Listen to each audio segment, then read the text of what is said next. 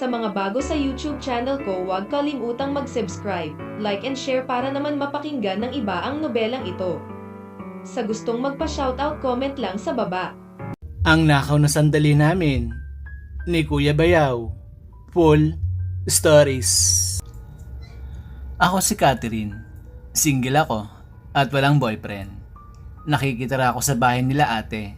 Kasama namin ang asawa niya sa bahay at ang isa nilang anak na babae. Bagong salta ako nun sa Marikina, kaya di ko pa alam ang pasikot-sikot sa lugar na yon. Kaya pag lumalabas ako at pumapasok sa trabaho ay si Kuya Bayaw lagi ang kasama ko. Minsan naman ay si Ate Mona. Ngunit pag ako ay pumapasok na sa trabaho, si Kuya Bayaw lagi ang kasabay ko at maging sa pag-uwi kasi umaangkas ako sa kanyang motor para ako ay makatipid sa pamasahe. Mabuti na nga lang ay mabait si Ate Mona kasi pumapayag siya na isabay ako ni Kuya Bayaw sa kanyang motor at higit sa lahat ay may tiwala sa akin si ate. Kaya yun dapat ang hindi ko sirain kasi ayaw kong magkagalit kami ni ate. Hoy Catherine, lumabas ka na dyan sa kwarto mo. Naghihintay ng Kuya Peng mo. Opo ate, palabas na ako. Pasabi kay Kuya Peng. Sige Catherine, bilisan mo ah. Opo Ate Mona. At maya-maya lang, pagkatapos ko makapag-ayos at bihis, ay agad na ako lumabas ng kwarto ko para kami ay makaalis na ni Kuya Bayaw. Wow, grabe ka Catherine. Ang tagal mo mag-ayos ah. Kanina ka pa, naiinip ng Kuya Peng mo sa'yo. Nag-makeup ka pa ha? May boyfriend ka na siguro sa trabaho mo no? Nako Ate Mona, wala akong boyfriend no? Kahit itanong mo pa kay Kuya Peng, alam niya yan kasi magkasama naman kami sa trabaho. Ikaw naman Catherine, binibiro lang kita eh. Sige na, umalis na kayo ni Kuya Peng mo at baka malate pa kayo sa trabaho nyo. Sige ate, salamat po. Sige po, aalis na kami. Sige, ingat kayo. Peng mahal, ingat kayo ni Catherine ha. Daan-daan lang sa pagpapatakbo ng motor para makaiwas kayo sa disgrasya.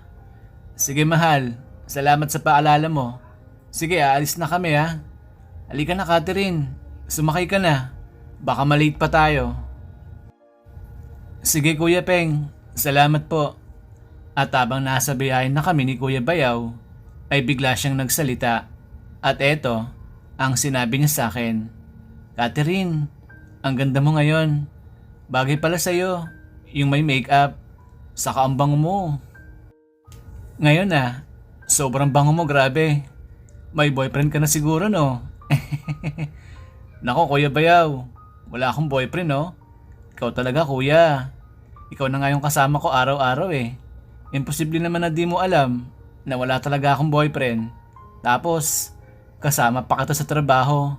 Kaya kuya, wala talaga akong matatago sa'yo. Alam mo yan, kasi lagi tayo magkasama, di ba? Malay ko ba Catherine, kung meron, di ba? Baka kasi mamaya, tinatago mo. Ay nako Kuya Peng, wala nga no. Single ako at wala akong boyfriend. Kulit talaga. Mabuti pa kuya, bilisan mo na. Baka malate na tayo. Anong oras na kaya? Malapit na mag 8 AM. Ah, ganon. Eh kung binilisan mo kaya kanina Catherine, tapos ngayon, nagmamadali ka dyan. Tagal mo kasi mag-makeup kanina. Sorry naman kuya.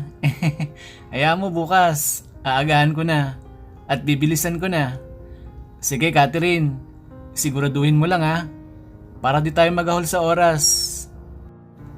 At pagkatapos ng usapan namin na yon ni Kuya Bayaw, ay naging tahimik na ang aming biyahe hanggang sa makarating na kami sa aming trabaho.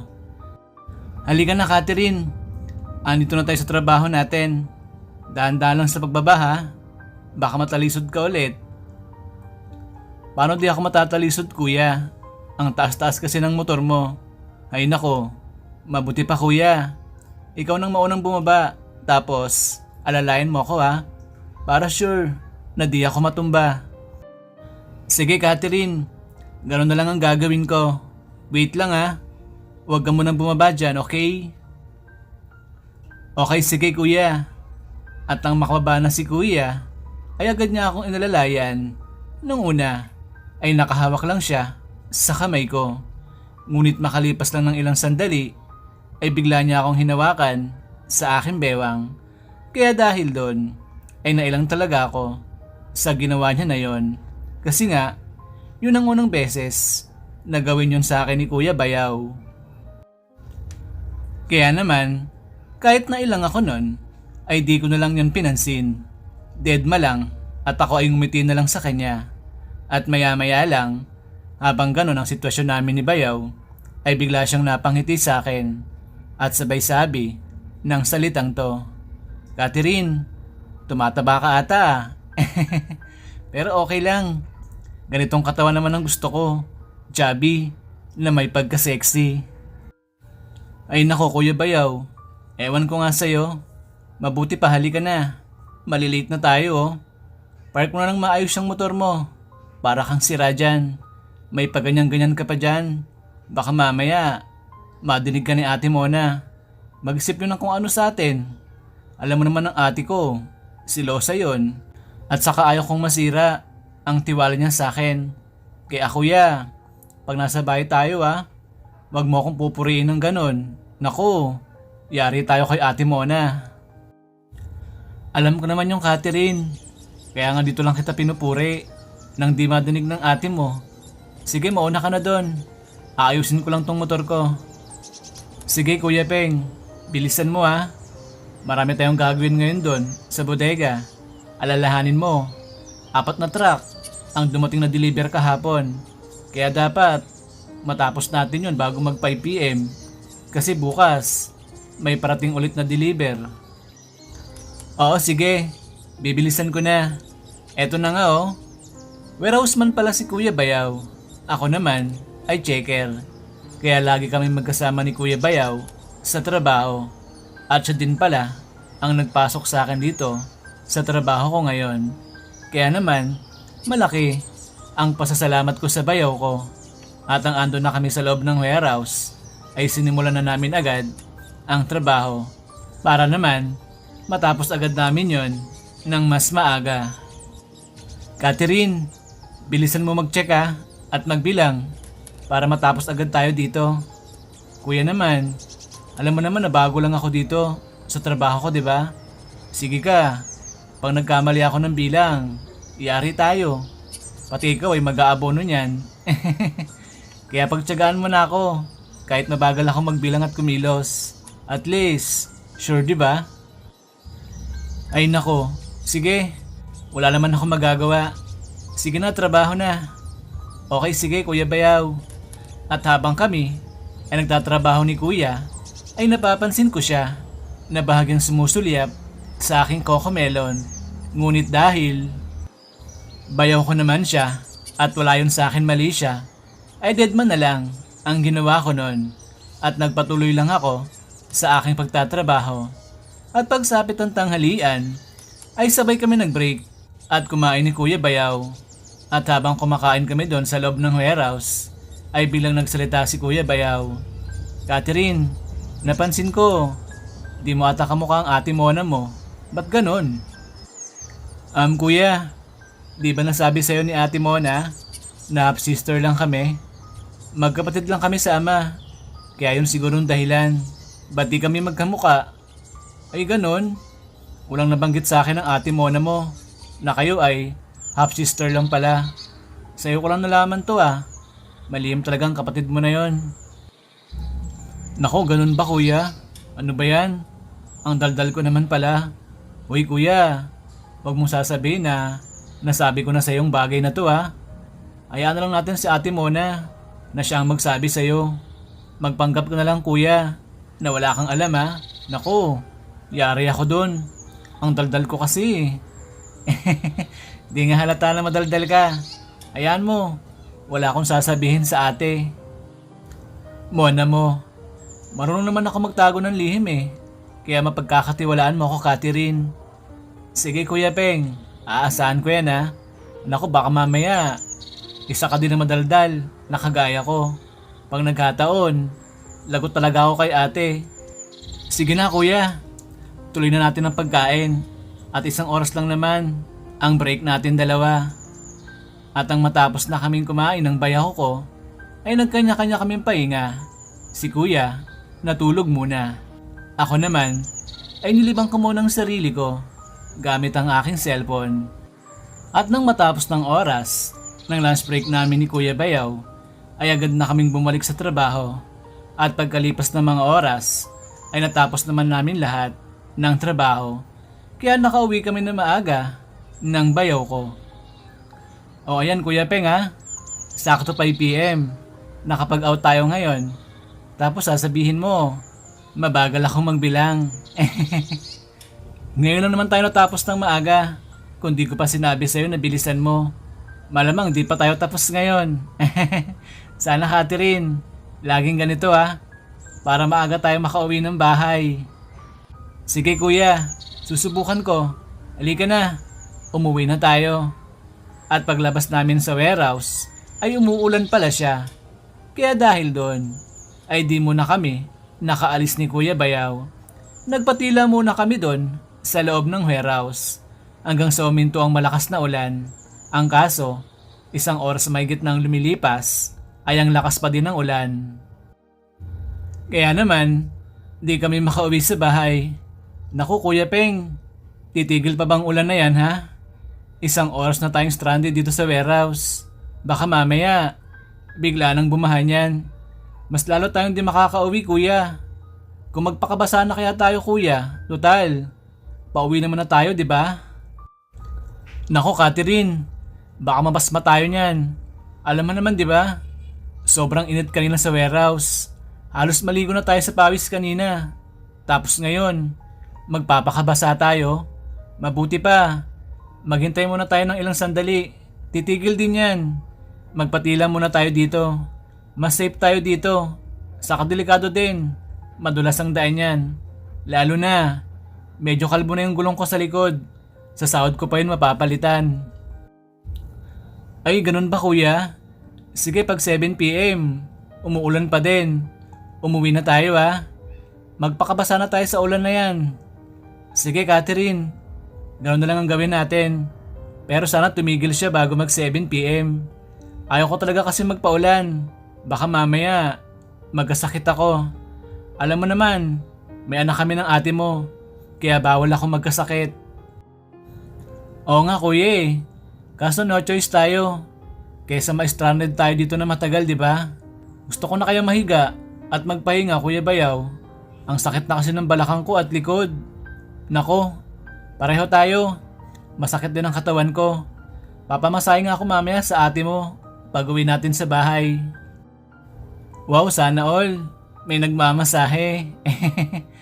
Naiinggit ka na naman Catherine.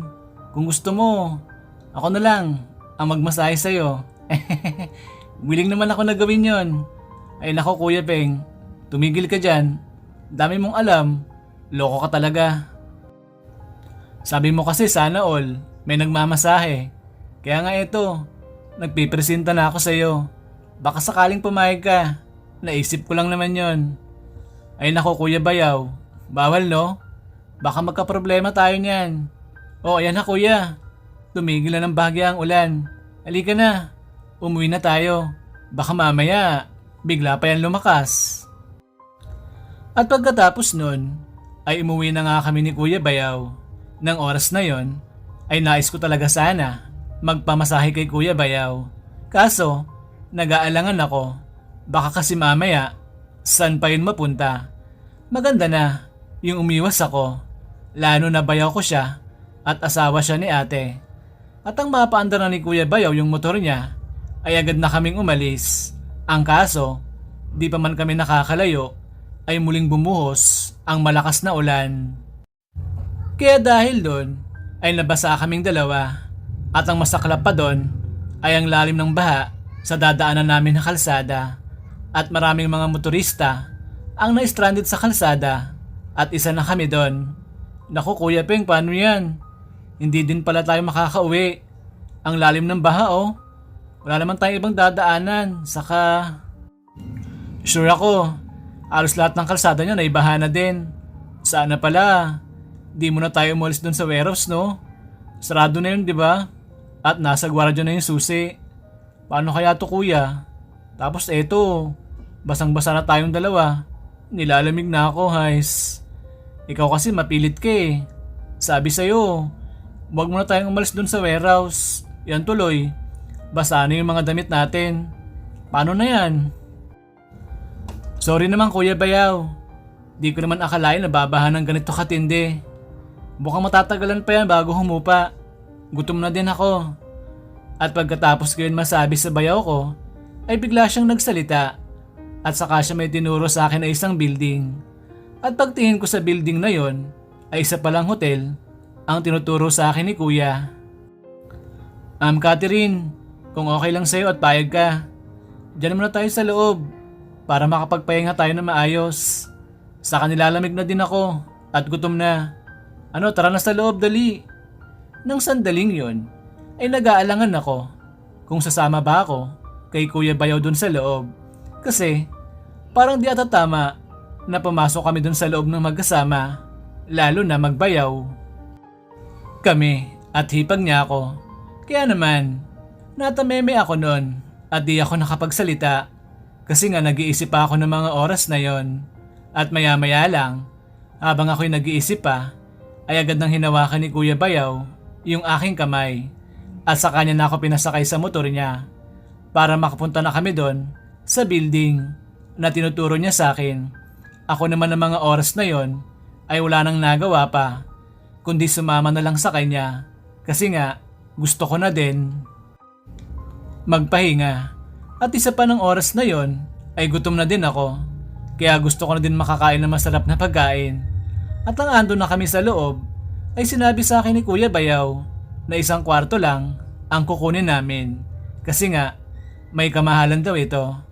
Ako naman ay napatango na lang sa kanya kasi naiintindihan ko naman siya.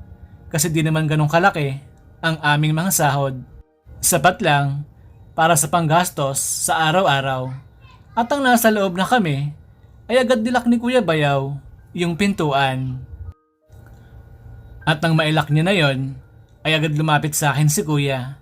Tinitigan niya ako. Akala ko kung ano nang gagawin sa akin ni Kuya Bayaw. Yun pala, ay sasabihin niya lang ako na ako daw ay mag-shower na para makapagpalit ng damit at yung damit daw namin ay papadryer niya lang dun sa staff ng hotel. Nakahinga ako na maayos ng sandaling yon kasi nag-take advantage agad ako. Buti na lang, mabait si Kuya at wala siyang ginawa sa akin na di maganda.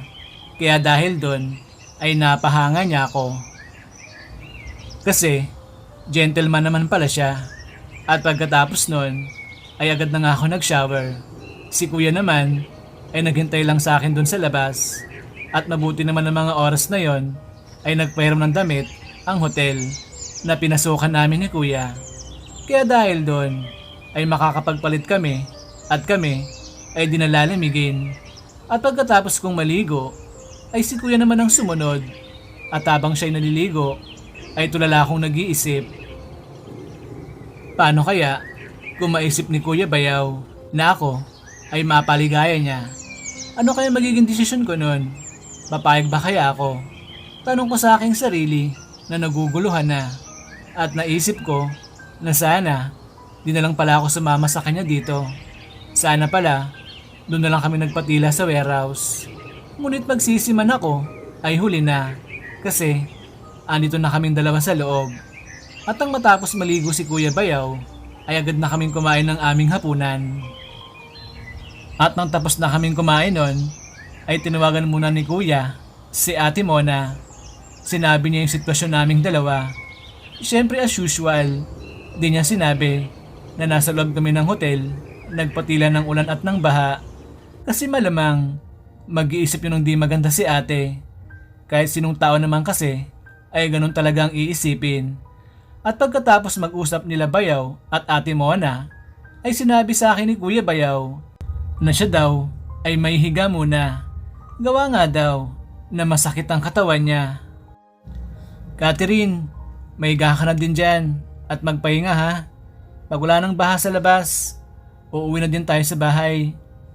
Sige kuya, mamaya na lang siguro. Manonood muna ako ng TV. Okay sige, ikaw ang bahala. Basta pag nakaramdam ka ng pagod at antok, pwede ka naman matulog at magpahinga. Gigising naman kita paghupa ng baha at ulan. Okay sige Kuya Bayaw, salamat po. At pagkatapos ng tagpong yon, ay natulog na nga si Kuya Bayaw. Ako naman ay nanood muna ng TV. At pagkalipas ng isang oras ay nakaramdam na ako ng antok. Kaya nagpasya na din akong matulog. Ang kaso, nangihiga na ako, ay biglang bumangon si Kuya Bayaw mula sa kanyang pagkakahiga at sa kanya ako niyakap na mahigpit at sabay tuka sa aking labi. Ako naman ay nagulat sa ginawa niya na yun sa akin kasi alam kong mali yun. Ngunit naisip ko din na baka nadala lang siya ng kanyang emosyon. Kaya naman, agad ko siyang tinulak palayo sa akin at saka ko siya binigyan ng mag-asawang sampal at sabay sabi sa kanya ng salitang to. Kuya Peng, ano ba? Ba't mo yun ginawa ha? Mabuti pa, umuwi na tayo kung kanyang ka din naman pala. Kala ko pa naman, gentleman ka. Tapos, biglang ganito ang gagawin mo. At pagkasabi ko nun sa bayaw ko, ay napatitig siya sa akin. At maya-maya lang, ay parang naimasmasan na siya. Kaya agad din siyang nagsalita. Nako Catherine, sorry. Di ko sinasadya yun. Nadala lang ako ng emosyon ko. Nabigla lang ako at tumanga sa'yo. Kaya sana mapatawad mo ko. At wag na makarating to sa ate Mona mo. Alam mo Kuya Bayaw, umalis na tayo sa lugar na to. Ngayon na, kung gusto mong di ako magalit sa'yo.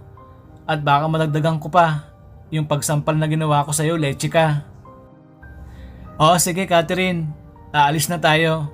Halika na, mukhang humupa na din naman yung baha at ulan eh. Sige wait, kukunin ko lang yung mga damit natin. Baka natuyo na sila at pwede na magamit ulit. At pagkatapos nun, ay nakaramdam ako ng asar sa bayo ko. Ngunit, may kakaibang sena man akong nadama nun. Ang kaso, agad ko siyang pinigilan kasi asawa nga siya ni ate. At pagkatapos makuha ni Bayaw yung damit namin, ay agad na kami nagpalit ng damit at saka na kami umalis sa lugar na yon para kami ay makauwi na sa bahay.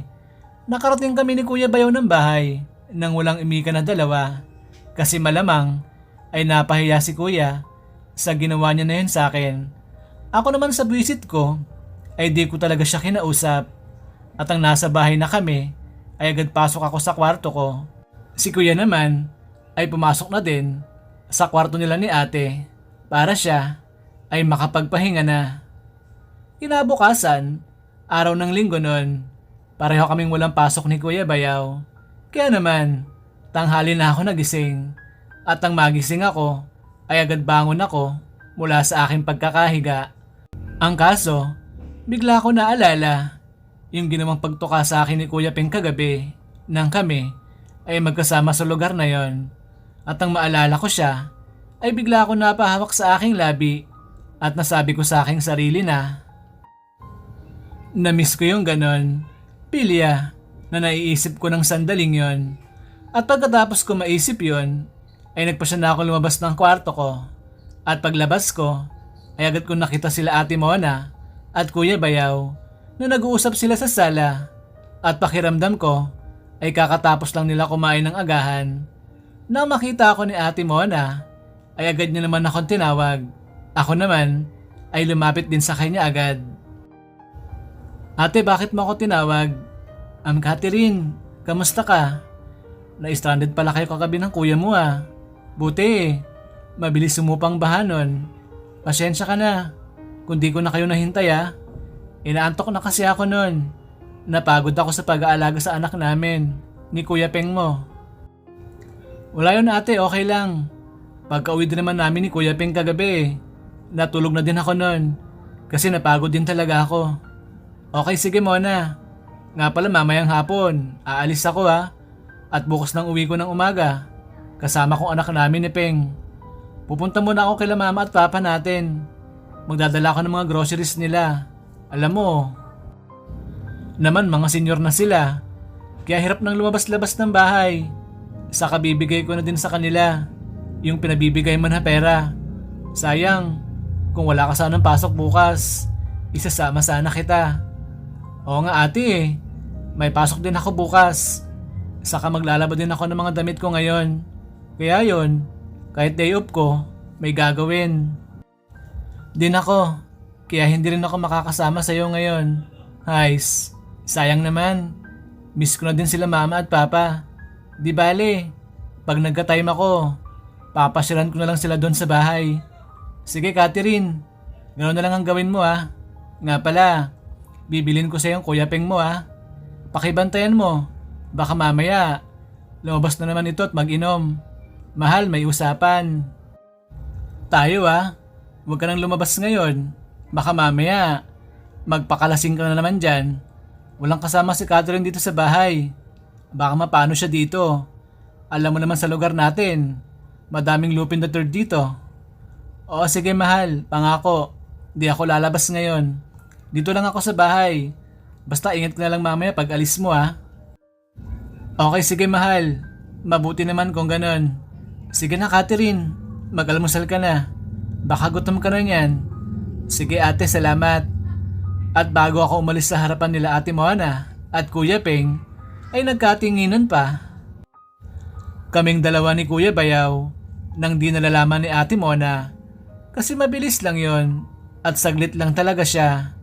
At ang ando na ako sa harap ng hapagkainan ay bigla ako naisip na, nako, dalawa lang pala kami ni Kuya Peng ang maiiwan dito mamayang gabi sa bahay. Paano kaya to?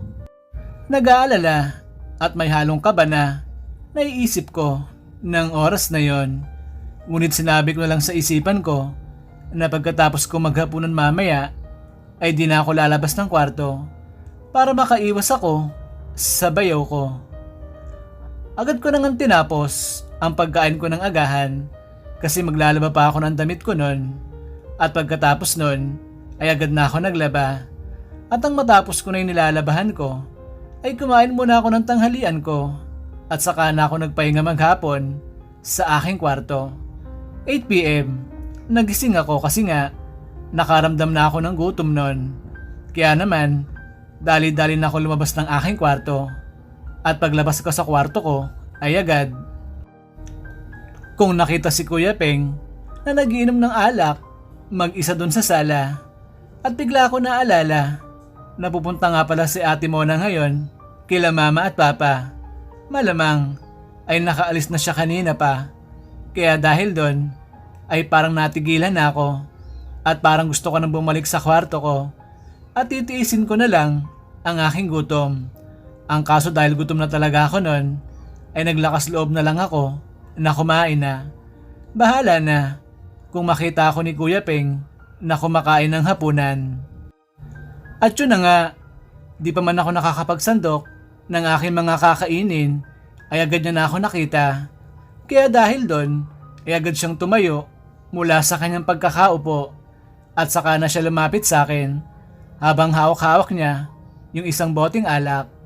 At nang kaharap niya na ako ay agad na siyang nagsalita. Catherine, gising ka na pala. Nga pala, nakaalis ng Ate Mona mo. Kanina pa, di ka na ginising kasi ang sarap daw ng tulog mo. Sige na, kumain ka na dyan. May adobo dyan at gulay. Ganun ba kuya? Oo, napagod kasi ako sa paglalaba ko kanina. Kaya yun, napahimbing ang aking tulog. Di bale, tatawagan ko na lang si Ate Mona mamaya. Kakain lang muna ako. Ikaw kuya, kumain ka na ba? Mamaya na ako kakain, Catherine. Ikaw na muna ang kumain. Sige na, magsandok ka na ng kakainin mo. Alam ko gutom ka na. 8 PM na kasi oh. Sige Kuya Peng, salamat po. Kain muna ako. Nang oras na yon, ay di pa madami ang nainom ni Kuya Bayaw. Kaya naman nakaka. Usap ko pa siya ng maayos. Kaya dahil doon, ay nasabi ko sa aking isipan na, bibilisan ko na agad ang aking pagkain para pagkatapos ko ay papasok agad ako sa kwarto ko para makaiwas ako sa kanya.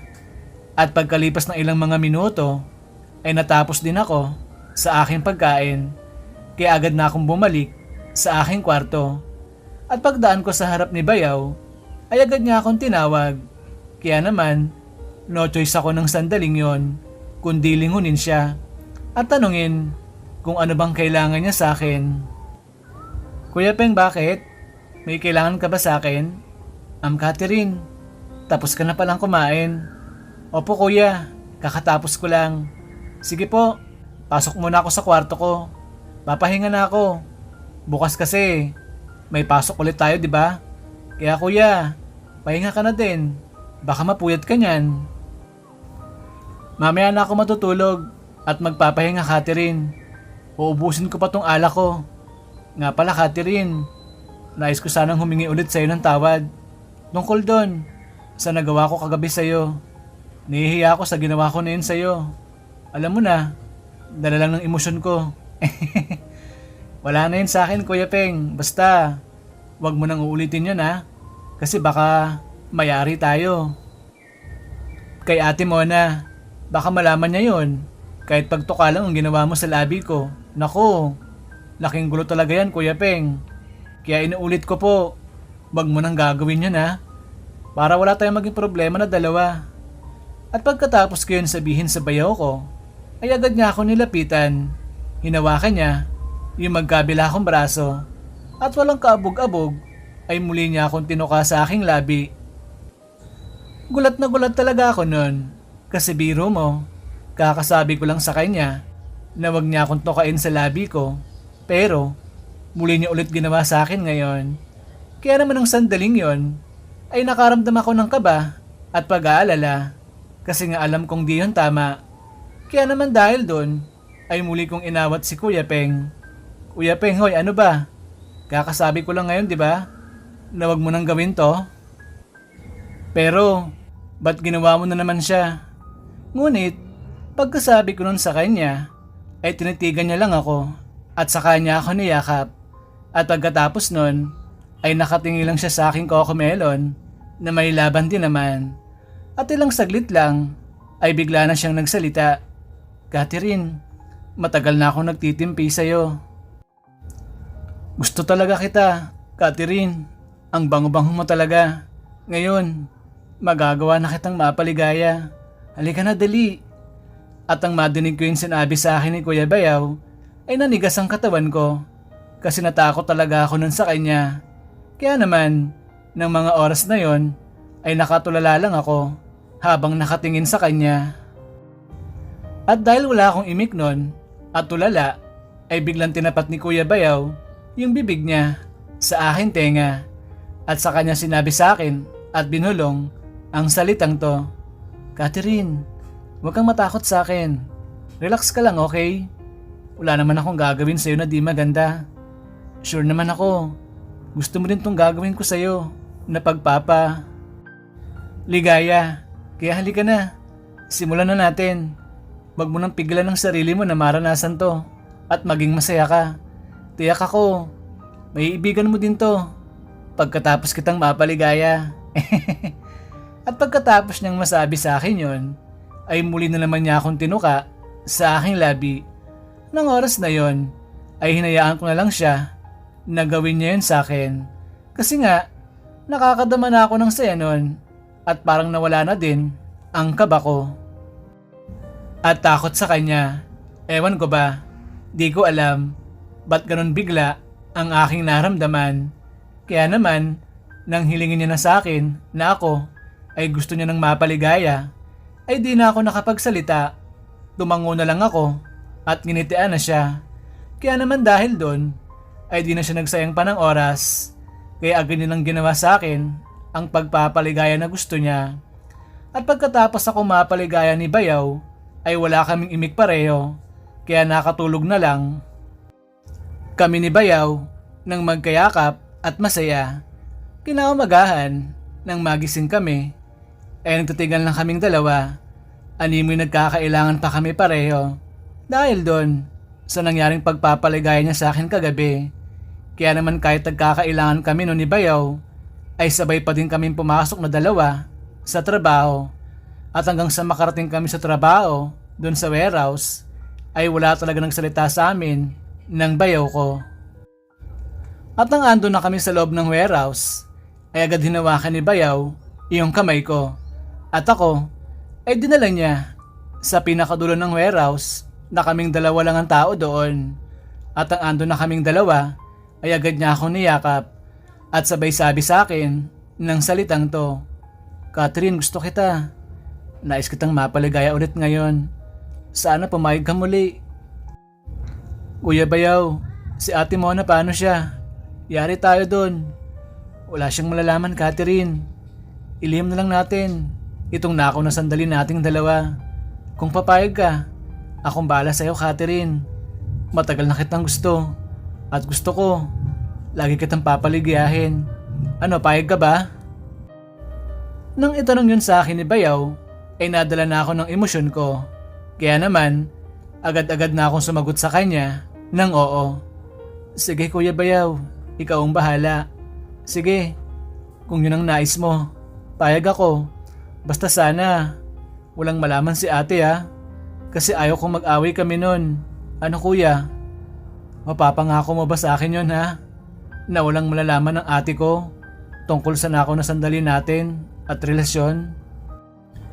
"Oo, walang malalaman ng ate mo. Akong bahala, Catherine. Kaya relax ka lang, okay? Ang bango mo, Catherine. I love you. Mwah." At pagkatapos ng tagpong yun, ay muli ako napaligaya ni Kuya Bayaw. Sobrang tuwa ko ng sandaling yun kasi nga, di ko man aminin sa aking sarili, ay talagang namiss ko ang ganong tagpo sa dahilan na matagal-tagal nang walang nagpapaligaya sa akin ng ganon. Kaya naman, nang ipadama sa akin yun ni Bayaw, ay halos lumundag ang puso ko sa galak. Kaya nasabi ko sa aking sarili na masaya palang kasama si Bayaw kasi nakakabaliw ang kasiyahan na pinapadama niya sa akin. Lumipas ang mga araw at buwan at taon na itago naman namin ni Kuya Bayaw ang nakaw na sandali at tagong relasyon naming dalawa. Kaya dahil doon ay pareho kaming masaya kasi nagagawa namin na mapaligaya ang isa't isa ng maayos at walang sagabal. Yun nga lang, maingat talaga kaming dalawa. Kasi nga, nakaw na sandali lang namin yun ni Kuya Bayaw, kaya hindi siya pwedeng mabulilyaso. At doon ko lang din nasabi sa aking sarili na masaya pala ang nakaw na sandali. Kasi may thrill siya at excitement. So ayun, tapos na yung full story natin. Sana po na-enjoy nyo. Maraming salamat po sa inyo